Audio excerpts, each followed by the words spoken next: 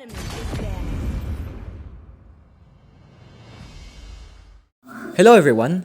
For this video, we will be playing a rank game in the Mythical Elo. Now, since the Mythic Elo is like a really high rank, I might get some difficulties in the early game. But rest assured, I do have my friends with me, 2 friends in fact, who are helping me trying to rank up through Mythic. Now, you should remember, later there will be a very great outplay that I will do and you should stay tuned. Anyways, without further ado, let's go on with the video. For this game, I will be using Alpha. Now, I was also thinking to use Alpha as the core, but the problem is that I'm not too good with the rotation of the core when it comes to Mythic Elo. Either way, I just used him as XP lane, and we'll see with the game on how I will perform. Welcome to Mobile Legends! 5 seconds till the enemy reaches the battlefield. Smash them! Nothing much really happened in the early game, specifically in my lane. But what I did do is I tried my best to hinder the farm of Aulus, because Aulus is a really dangerous late game monster. He's kind of like Zilong, so you don't want him to get a lot of gold already in the early game.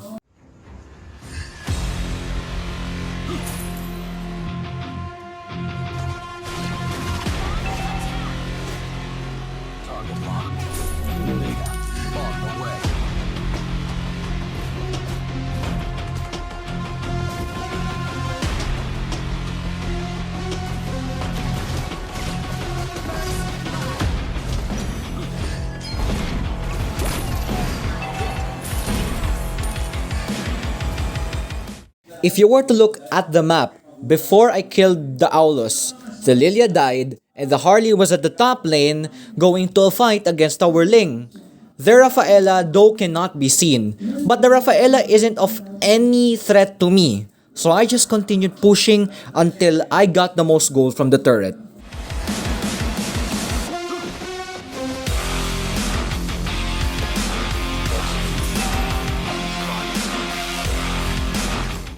I tried to get the yellow skin spear creep, though I only call it that because I do not really know its name. But I got it because not only does it reduce the creeps of the enemy for farming, but it also prepares me for taking the turtle with our Ling.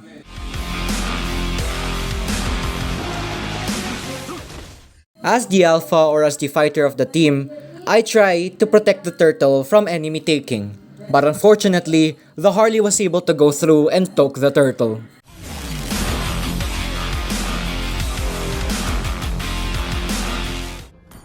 Since Alpha has a lot of lifesteal, I just didn't decide to go back to the base because going back to the base and healing my health there, that will waste me some time. Instead, I just decided to use my lifesteal to the minions.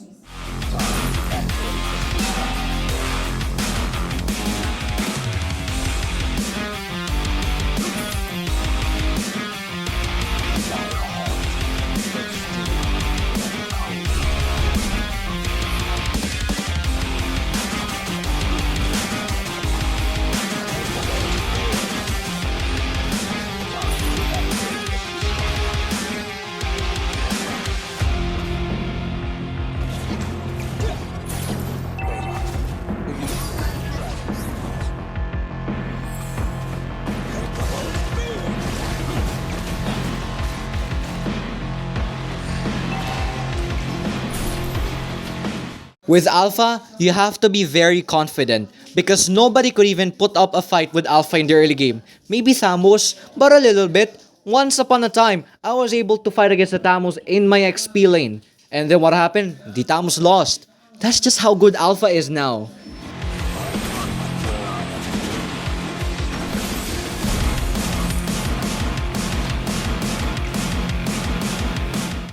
Speaking about confidence, as you can see earlier, I had a fight with Harley and Rafaela. The Harley really thought he was able to get me, but even with this ult, with his first skill, and a bit of Rafaela's support, he was still not even able to get me because of my vengeance and how much lifesteal Alpha has.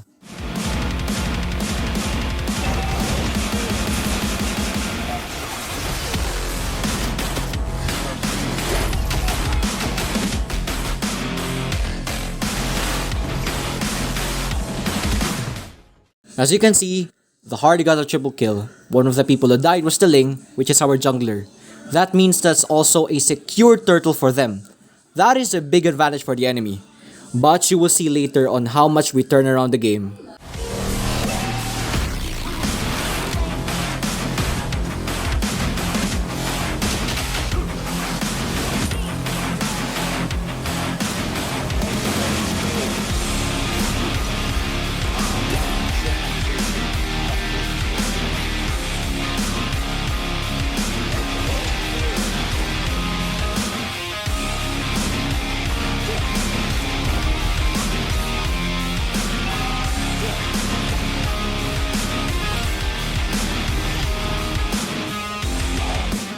Lesson learned, I should not go after the Lilia.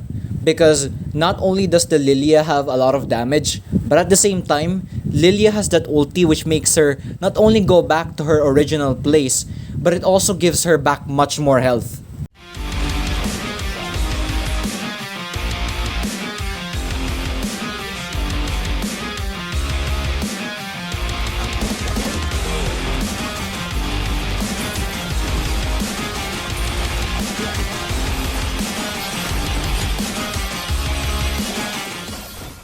Yeah, honestly, I shouldn't have just recklessly gone into that team fight without even knowing that I won't be able to do anything at all.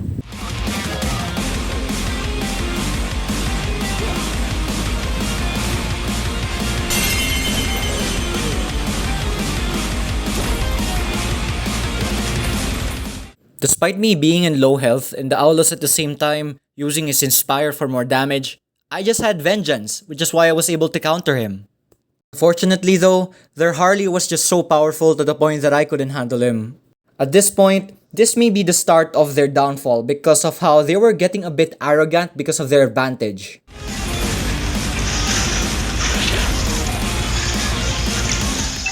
By the way guys, I'm sorry for the bad audio quality. It was just because my recording software was doing pretty bad at this time. Look at how their Harley is doing so well. But his teammates are doing such bad decisions. I mean, just look at this Claude.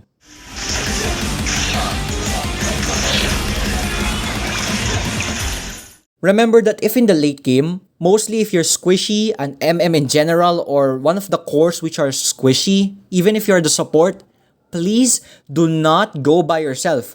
You have to be with your teammates. Because you will just get ganked, you will just get wrecked when you're alone.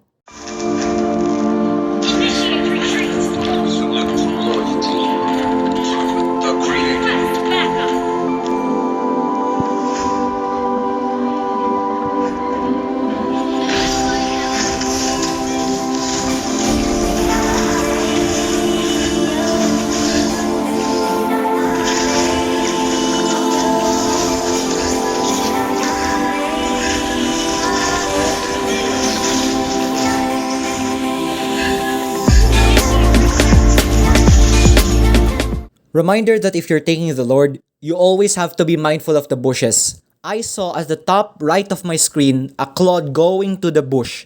That is why I had to use my ult on the bush.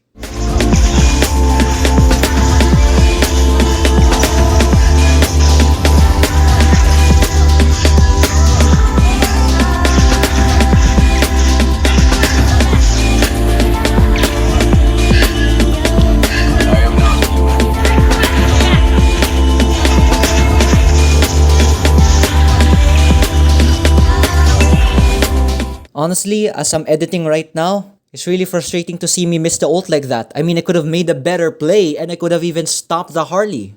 The Moskov at the top lane was trying to push and end the game, but unfortunately, we weren't able to stop them from going home. Instead, we got wrecked.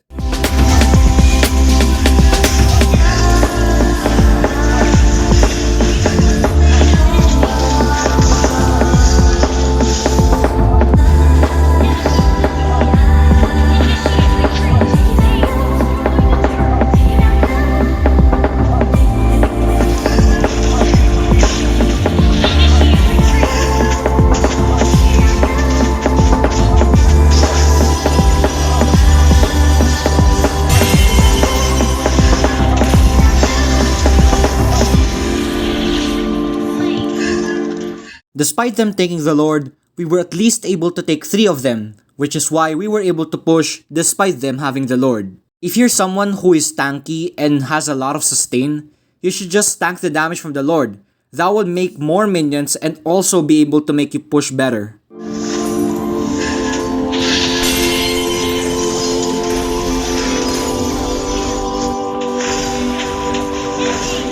It was worth it for me to die there because not only was I able to kill their main damage dealer, which is the Aulos and the Harley, we were able to have a free push to their turret and at the same time to their Nexus. We were able to end the game easily.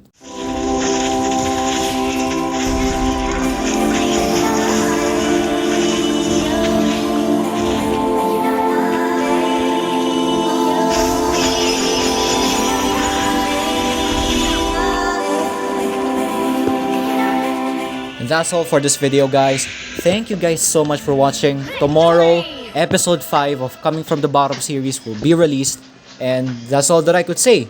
Anyways, guys, thank you so much for supporting the channel. Please like and subscribe down below. That's all. Thank you.